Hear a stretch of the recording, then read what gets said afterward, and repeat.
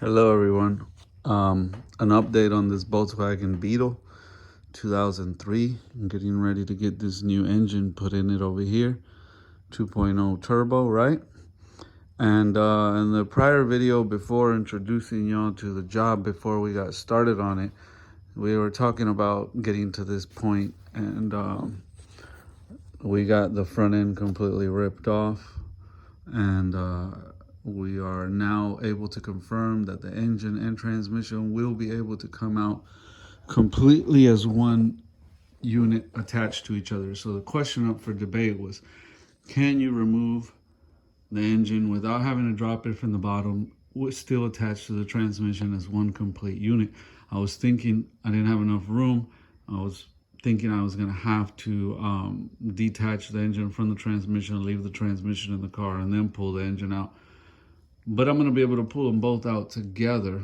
I'm replacing all the motor mounts on this thing anyways. It's going to be easier to do it. I got to do the rear main seal and everything.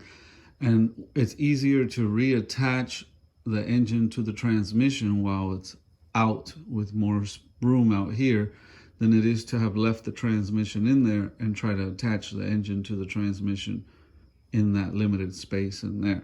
So that's good news that I won't have to deal with that. I'll be able to reattach them together out here and then easily drive them in. Let me show you. I got pretty much everything disconnected over here. And all that's really left is to release this motor mount. And I got this power steering pump. And if you follow it, it goes down to the power steering pump on the bottom. So the power steering pump, the AC compressor, and the alternator will come off. Those are the next things I'm about to remove. I will set the power steering to the side. I don't want it leaking out. I don't want to disconnect any of the hoses. The AC compressor will get the hoses detached. The condenser hoses already had to be detached and the Freon was evacuated so that I could remove the front and the core support. So I detached it from the bottom of the receiver dryer and on the opposite side on the bottom left from the AC condenser going into the condenser. So that was all detached. And now I have to, because of this upper liquid line, we have to detach the compressor line also to be able to remove the compressor. It's in the way, it's interfering. So we'll detach that, detach it from where it's bolted to the frame and be able to move it out the way to get the engine to come out without that being an interference for us. Same with the power steering, slide that out of the way. The alternator has to go in the new engine. The starter has to go on the new engine. So all that will come off, get cleaned up, and go on the new engine. Like I mentioned before, we're going to take the brand new timing belt, tensioner, water pump off of this engine and transfer it over to the used engine. Don't mind the iPad. I was watching a movie here while I was working on disconnecting all the plugs and hoses and everything. Anyways, one thing to pay attention to if you're going to do this though, you see this fan module has the plugs on the bottom of it. You're going to want to unbolt it from there and there, right? You got a ripped glove here. So you're going to want to unbolt this because it's plastic and you don't want to risk you going to pull this engine out and attached to the transmission and the transmission binging this on the way out and cracking your fan module. They're not expensive, but still, it's just something you don't want to have to replace. Just take the extra minute to unbolt that, get that out of the way. This metal bracket will still be here. It doesn't matter if it taps it, it's not going to break the metal, but it will break the plastic casing on the fan module. So unbolt that, get that out of your way. And the transmission, you see, will have enough room up to the frame once you remove that motor mount. The engine over here, I'm not going to teeter it. I'm going to try to bring it out as level as I can. And pretty much we don't have a lot of room under here. So I'm not going to do too much lifting at first. I'm just going to lift a smidge, enough to pull out and then lift up. So it's going to just be a slight lift, a pull out, and then continue lifting as I'm pulling out. And this thing should come out all together as one complete unit. And I don't want to repeat. You already know the process. Detach transmission, rear main seal, clean, clean, clean, yada, yada, yada. Take everything off of this engine. Make one good engine out of the two. and get the old engine on the engine stand, get the new engine attached to the transmission, and get it ready to go back in the hole on the car. The radiator will need to be replaced. It's unfortunately, he had it replaced not long ago. It looks like he had his fans and his radiator replaced not long ago. Whoever did that put nothing but water in it. That's everything that drained out was water. There was no coolant in this car. You could probably still see here. I don't know how well you could see. It's only a little bit left, but it's just dirty water. There was no coolant in it. And the upper radiator hose broke the radiator because when you put nothing but water in a radiator, water boils faster, gets hotter than coolant does. So you boil it. You cook that brand new radiator. It gets hotter than it should, than if you were running a mixture of coolant and water, and distilled water is what you should run, not tap water. But this car ran nothing but water. It got hot, and this plastic coupler has a C-clip that goes in here, and it's supposed to just detach from the neck on the radiator. But they get so hot, they get baked in there, and you go to pull the clip and wiggle and pull. That's how you're supposed to remove this. Wiggle and pull. Wiggle left, right, up and down. Be careful. It is plastic on plastic, but that is the procedure. Wiggle a little bit and give it a pull. And I wiggled a little bit, gave it a pull, and look, snap, snap-a-rooey. So this goes right there, as you can see.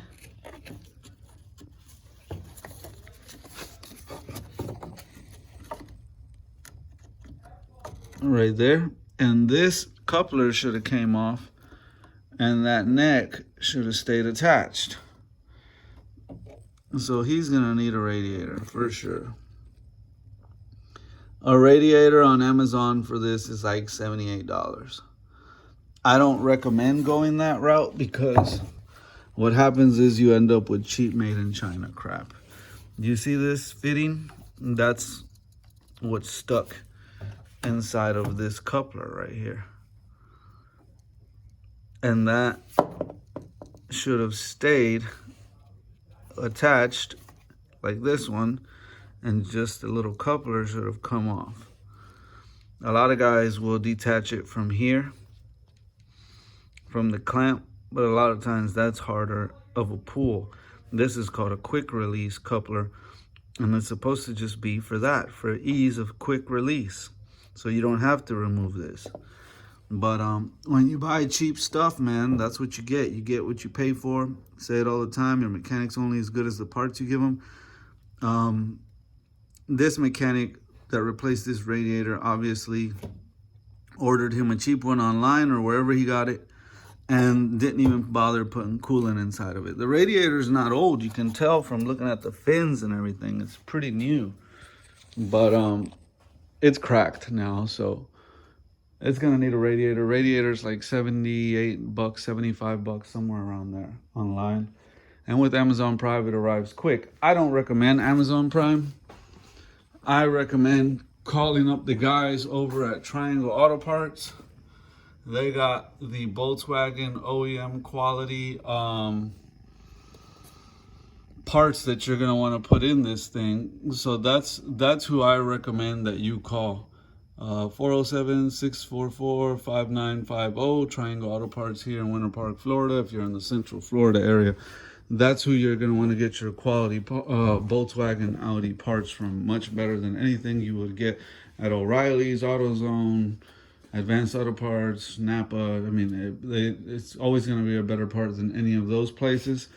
And it's not going to be cheap Amazon stuff. So we'll let him decide what he's willing to spend on a radiator, but he's going to need one, whether he gets one from a junkyard, Amazon, Triangle Auto Parts, wherever. It's his vehicle, that's his choice. If it was my vehicle, I would go with Triangle Auto Parts. You get what you pay for. That's not a fun radiator to have to replace later. The labor will come back and haunt you if you put a cheap one in there. He's putting this engine in here already. He's already spending a shiny penny on that. Might as well do it right and put a good quality radiator in there. We live in the Sunshine State, y'all. This is, sure on my forehead, like, this is Florida, y'all. Sunshine State, right? So it gets hot, bumper to bumper traffic, you know, hot summer coming up. These European engines run around 210 to 220 before fans even cycle on. You know, they like to run hot. This engine compartment is a small engine compartment, kind of V'd and everything cramped in there. There's not a lot of breathing room inside of this engine compartment. It's not like the engine compartment on an SUV or a big truck. So that being said, you want a good radiator. That's not something you want to be cheap on, right? Anybody that wanted to know, can you remove Volkswagen, a new Beetle, I want to call it the new Beetle, a new Volkswagen Beetle engine and transmission, 4-cylinder front wheel drive layout, without having to drop it from the bottom? Yes, you can. Just remove the front bumper, front core support, and AC condenser, radiator. Just remove those components and you should be good. It should pull right out from the front. Like I said, this is my first one on this, so I wasn't sure if it would or not. So now y'all know it will. I'll have this thing pulled out of here by tomorrow. I'm not going to pull it tonight. I'm going to leave everything disconnected tonight, and then I'm going to pull it tomorrow. And at the same time I pull it, I want to go ahead and transfer everything over, get everything clean that needs to be cleaned, and that'll be my day tomorrow. I'll kill the day then, and then I'll come back on the following day after that and get ready to drop in the hole, assuming the motor mounts arrived. We ordered them online. It was Amazon Prime. We'll see. Prime hasn't been Prime lately with this whole China virus thing. You know, it's supposed to be next day, and it ends up coming 2-3 days later. So we'll see what happens with the delivery of the parts. I can't install it without that, and I can't install it without doing the rear main seal. I can knock out the timing belt because I already have all that here, but I'm waiting on a rear main seal from O'Reilly's that was ordered, and I'm waiting on motor mounts that were ordered online. So depending on parts being available, that's the timeline that we're sticking to. Stay tuned. We'll keep this video short. Anybody that's curious about doing the swap on their Volkswagen Beetle, I highly recommend, if you are not at the very least you have a C-level technician, which is a guy that can do his brakes and his oil change and pop some spark plugs in his car, right? You have a B-level technician, which he can put headers on his car, he can do water pumps, you know, he can change CV axles, you know, he can replace AC condensers and compressors. He's pretty handy, right? He ain't no master technician. You give him an electrical diagram and he scratches his head on it. He doesn't know how to diag stuff like a master tech would. And he definitely doesn't want to get into taking apart high-end luxury vehicles. But he's a pretty handy guy. B-level technician could probably handle this job. Would it be fun? No. In a perfect world, you had the money, you'd want to pay somebody else to do this for you. You don't got the money, you're a B-level tech, you can't afford to pay nobody else. It's not the funnest job you're going to do, but you can do it. A-level technician, definitely, all day, every day.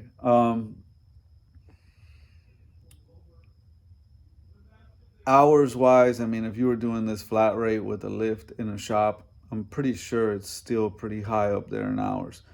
Just about any shop you bring this to is going to take them at least a week to turn it around. Some shops even 2.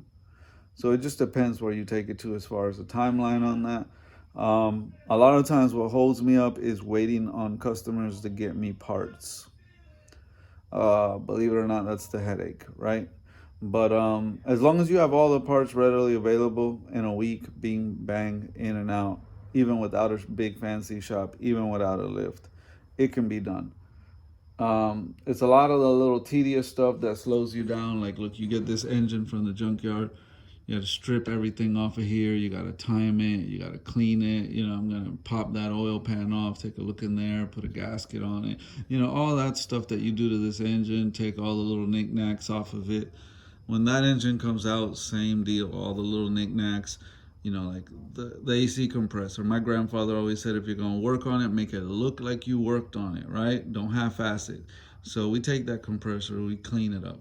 We take that power steering pump, we clean it up. We take those power steering hoses and we wipe them down real nice. You know, we take that transmission out and we clean it up because the rear main seal was leaking on it and it is pretty nasty under there. You know, wipe down your CV axles, wipe down when the engine comes out. I like to clean the frame rails and everything, you know, so all that takes time. That's added time that you're spending, you know, that's not a snap of a finger and it's done. You know, that kind of stuff takes time. So you wanna plan ahead for that extra time that you're gonna spend on all that stuff. um, I always factor that stuff in when I do these jobs, but you're not doing this for a customer, most likely, if you're watching this to charge them money. You're doing this for yourself because you don't have money to pay somebody to do this, or maybe you do, but you just don't want to let go of that money. Things are tight and you'd rather do it yourself. So, you know, I'm just letting you know time wise what kind of investment you're looking at. You know, people watch a video, and I'm not making no step by step video. Number one, my iPhone sucks. Number two, my tripod broke. Haven't ordered a new one. You know, can't pause and record on an iPhone. I don't have number three. I don't have another person to sit here and record me. Even if I did have an Android phone that can pause and record and pause and record, it would be, in a perfect world, I would have a buddy or somebody here actually physically recording me doing the job where I don't have to think about recording, and that way I could do a real good educational step-by-step video. As soon as I can invest in like a GoPro similar camera, where instead of a forehead light, it's a camera on my forehead like this, and I could just record straight through and then edit later, right? That's how a lot of these good YouTube videos are being made. I applaud all the guys that are making them. Good thing is there's plenty of guys that have made them on the Volkswagens. I haven't seen anybody do a real good video. I think there was one out there that was decent. You know, I'm not gonna shit on the guys. There was one out there that was decent, and they did a kind of not so detailed, but they show you pulling an engine out. I didn't watch it all the way through. I wasn't able to see if they were able to get it out from the front like this or not. But you know, y'all can search what's online. I'm sure somebody else has done a little detailed how-to video out there for y'all. This is just a video that kind of covers my butt, documents what's being done, and gives somebody a brief overview of what entails, you know, what's all involved in doing this. So we'll do another video kind of again to document the fact that everything was switched over from that engine to this engine. The engine bay is empty and clean, and this engine is getting ready to go into the engine bay. And that'll be the next video I make to kind of document and cover my butt on what I'm doing here. And then, because I'm not doing this for myself, I'm doing this for somebody else, a neighbor down the street. And the last thing you want to do is have problems with your neighbors. Well, he said he replaced that, but I don't know, I wasn't there. You know, he could have said he did and he didn't. So for that situation, video don't lie. So you say, oh well, what about that video where I showed where I got a new timing belt, where I showed where everything was cleaned and the old engine came out and the new engine went in? That's what these videos do. They cover my butt so people can't come back at me like that, because not everybody's nice like you watching. There's other people out here, special people. They try to play you like that, and I done been there, done that, been doing this long enough.